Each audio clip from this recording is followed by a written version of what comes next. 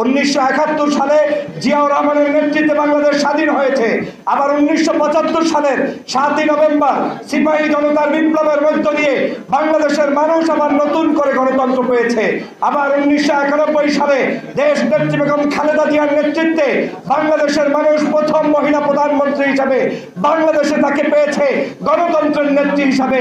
আবার 2024 সালে এসে তারেক রহমান সাহেবের দিক নির্দেশনায় দেশবাসী ঐক্যবদ্ধ হয়ে দল মত জাতি ধর্ম বর্ণ নির্বিশেষে সবাই মিলে আমরা ছাত্র জনতার সাথে ঐক্যবদ্ধ হয়ে দেশকে আবার স্বাধীন করেছি।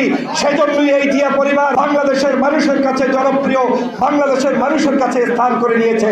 আমরা আগামী দিনে নির্বাচন করে সুষ্ঠু ভোটাধিকার প্রতিষ্ঠা করে গণতন্ত্রের নেত্রী, আপসহীন নেত্রী, দেশ নেত্রী বেগম খালেদা জিয়ার নেতৃত্বে আগামীর বাংলাদেশ গঠন করব।